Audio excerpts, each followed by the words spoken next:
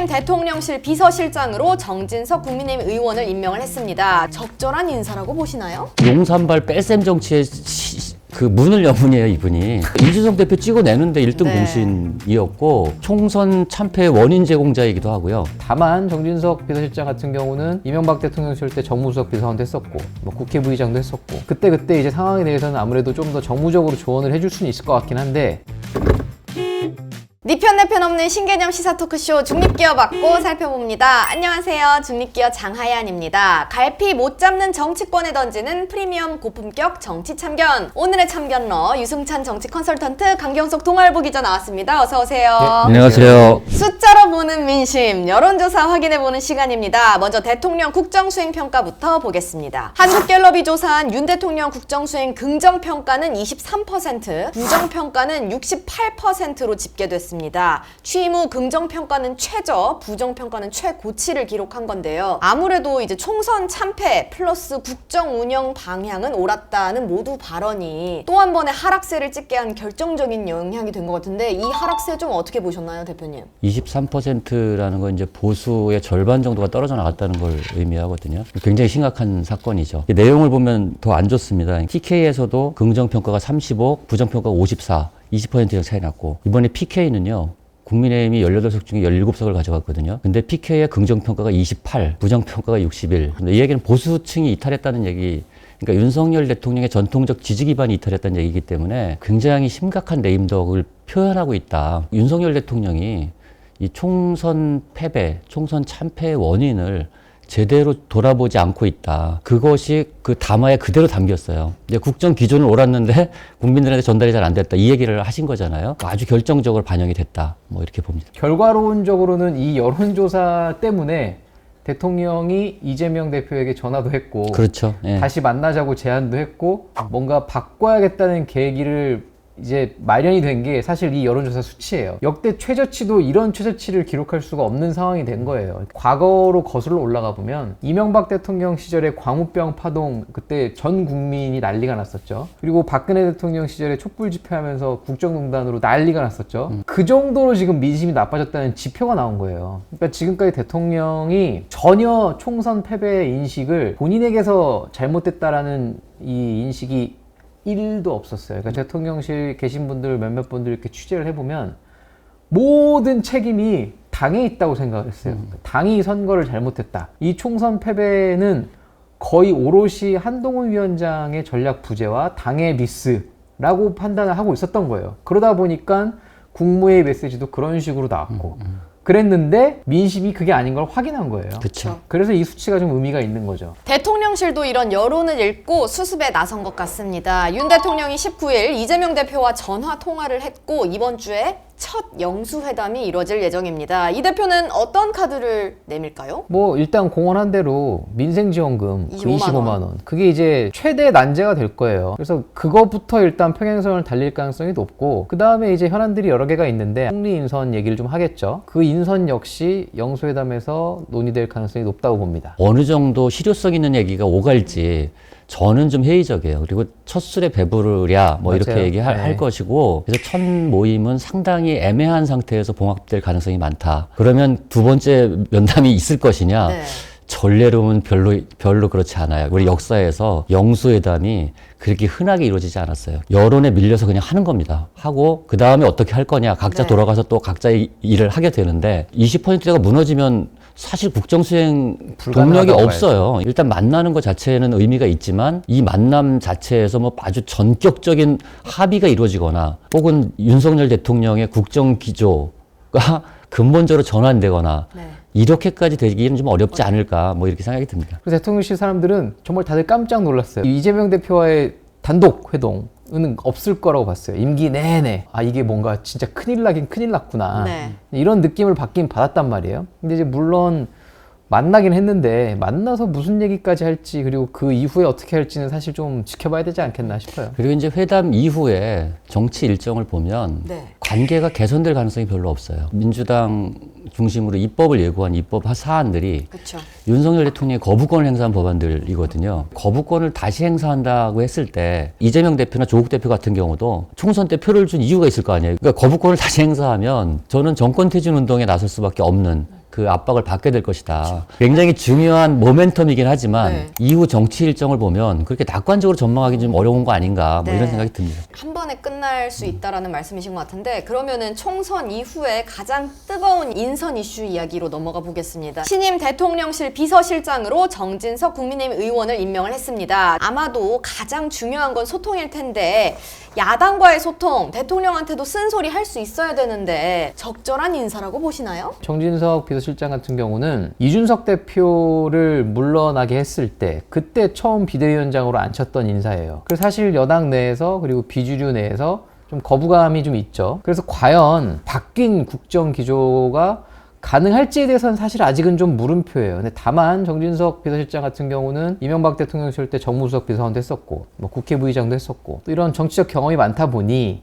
뭐 그때 이제 상황에 대해서는 아무래도 좀 더 정무적으로 조언을 해줄 수는 있을 것 같긴 한데 획기적인 그런 국정 기조 변화를 이끌어내기에는 좀 한계가 있지 않을까 저는 그렇게 봅니다. 근데 이제 총선에 나타난 민심을 반영한 인사냐 하는 데 있어서는 좀 회의적이고요. 이른바 용산발 뺄셈 정치의 그 문을 여문이에요, 이분이. 이준석 대표 찍어내는데 1등 네. 공신이었고 강원당규 개정할 때 네. 핵심 인물이란 말이에요. 맞아요. 그래서 사실은 총선 참패의 원인 제공자이기도 하고요. 지금 그 한동훈 위원장을 빼면서 20% 지지율이 나온 거거든요. 그러니까 뺄셈 정치가 계속되고 있는 거예요, 지금. 그러면 정진석 실장은 이 총선 참패의 원인을 어떻게 평가할 것이냐. 이게 난 굉장히 중요한 문제라고 봅니다. 자, 그러면은 비서실장은 정해졌고요. 이제 총리가 남았습니다. 관련해서 흥미로운 조사 항목이 있어서 소개해 드릴게요. 리얼미터가 지난 16일 에너지경제신문 의뢰로 차기 국무총리 선호 인물상을 조사했는데요. 1위로는 대통령에게 쓴소리를 할 수 있는 인물이라고 응답한 사람이 36.5%로 가장 많았습니다. 뭐 그 뒤를 이은 게 야당과 잘 소통할 수 있는 인물 뭐 이런 게 이어졌는데 국무총리 누가 될까요? 1위를 네. 대통령에게 쓴소리 할 수 있는 인물이라고 뽑았다는 것 자체가 지금 국민들의 인식이 뭐냐면 불통, 독선, 오만 이런 이미지가 지금 고착화되고 있다는 거예요. 윤석열 대통령이 정진석 비서실장 인선을 발표할 때도 그 직접 내려와서 설명도 하고 거의 뭐 한 1년 6개월 넘게 질문을 받은 적이 없었는데 이렇게 좀 웃으면서 좀 부드러운 이미지로 이제 좀 소통을 하려는 노력을 하고 있는데 지금까지는 논리적으로 뭔가 본인의 주장을 계속 설득하려고 했는데 이제는 조금 뭐 그거를 바꿔서 소통을 하는 양방향으로 본인의 말을 줄이겠다고 했어요. 뭐 이게 과연 정말 실현 가능할지는 아직 알 수는 없으나 보통 대통령 만나보신 분들이 하는 얘기가 1시간 만나고 오면 한 55분 얘기를 듣다 왔다 그래요. 5분 자기 얘기하는데 자기 얘기는 주로 자기 소개, 끝인사 여기 끝나는 거예요. 그러니까 이제 이러면 사실 소통이 잘 안 되잖아요. 뭔가 이렇게 만나서 얘기를 해야 되는 건데 그런 것들을 좀 감안을 했을 때 국무총리 같은 경우는 듣다가 말도 좀 자르고 물론 그러면 엄청 뭐라 할 거예요. 그거에도 부럼에도 불구하고 계속 뭔가 이제 의견을 전달할 수 있는 그런 사람이 되는 게 좋은데 이제 그런 분이 있을지. 네. 사실 저는 이번 총선에 나타난 민심은 그냥 총리 선출권을 국회에 넘겨라 정도 수준이라고 봅니다. 박영선 전 장관 얘기도 나오고 막 굉장히 혼선이 많았잖아요. 이제 그 정도로 뭔가 파격적인 인사가 필요하다는 거는 인식을 하고 있는 것 같아요. 그래서 저는 사실은 윤석열 대통령이 이번에 이재명 대표를 만나서 그 영수회담을 할 때도 이 총리에 대한 협조 부분을 강조할 것이다. 그리고 뭐 형식적으로라도 야당 대표에게 먼저 동의를 구하는 절차를 거치지 않을까 하는 생각이 들고요. 이런 현실을 종합해 볼 때 지금 야당에서도 비토가 좀 약하고 대통령 입장에서도 충분히 수용 가능한 인물로 이제 주호영 의원이 좀 떠오르고 있어요. 네. 친윤이 일단 아니고 야당에서도 좀 호감을 갖고 있는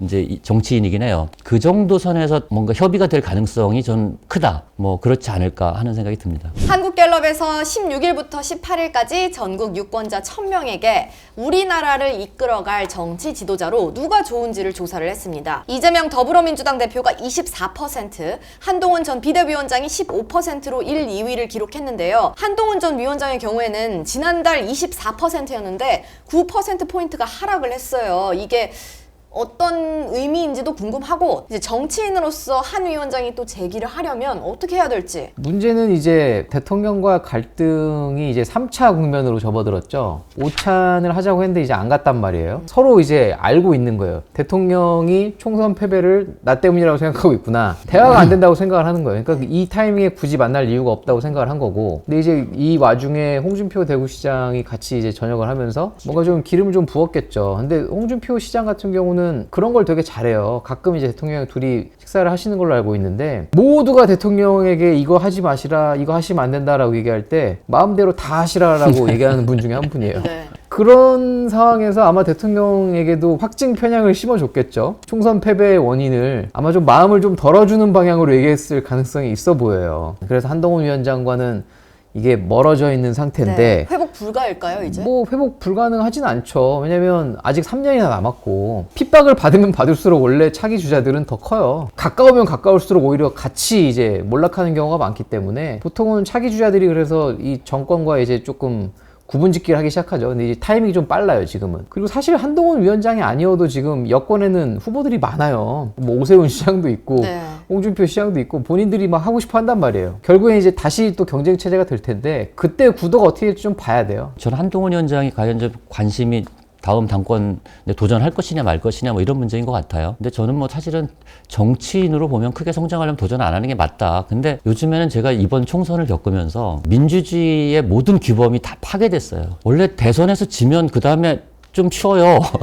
그게 우리가 알고 있던 민주주의 규범이었어요. 근데 이재명 대표는 교양도 나왔지, 당대표도 나왔지, 또 당대표 하신다는 거 아니에요? 근데 한동훈 위원장도 전통적인 규범에 따르면 이번에는 좀 한 타임 쉬는 게 맞는데 제가 이런 거 예측해가지고 맞은 적이 없어요. 이제는 다 달라요. 그냥 나와서 다시 도전할 수도 있겠다. 당원 100% 룰이 안 바뀌면 제 생각엔 안 나올 것 같아요. 소위 이제 낙선자들, 수도권 청년 정치인들 중심으로 지금 모임이 결성됐잖아요. 예.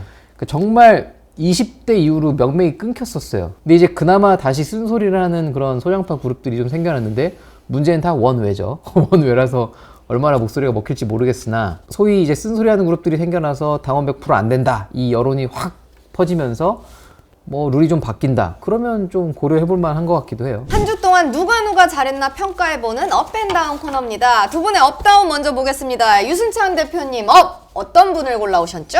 의외의 인물 오세훈 서울시장을 골라왔는데요. 이유는요? 이분이 이제 어쨌든 총선 이후에 프레지덴셜한 행보를 하더라고요. 그래서 19일 저녁에 서울 동부 북부 지역 낙선자 만찬을 했어요. 네. 19일 낙선자 모임에서도 그런 얘기가 나왔거든요. 대통령도 이 낙선자들을 먼저 만나서 위로하는 게 맞지. 그냥 원래 이기는데 그 시장을 먼저 만났냐. 뭐 이런 얘기들이 그 모임에서도 나왔었거든요. 낙선자들을 먼저 만나는 건 그러니까 선거 패배한 정당에서는 되게 의미 있는 행보라고 좀 봅니다. 그래서 저는 오세훈 시장이 조용하지만 굉장히 의미 있는 행보를 하고 있다. 그러니까 앞으로 전국이 어떻게 바뀌든 다음 선거는 지방선거입니다. 수도권에서 만약에 이 지금 총선 참패를 만회할 수 있다면 네. 이듬해에 있는 대통령 선거판에서 굉장히 의미 있는 행보를 할 수 있게 되는 근거가 되기 때문에 저는 이제 그런 행보를 하고 있다고 봅니다. 저는. 네. 그러니까 홍준표 시장과는 완전히 다른 차원에서 대선 행보를 하고 있다. 네. 예. 그래서 다운으로 홍준표 대구시장을 뽑은 네. 건가요? 원래 이분은 이제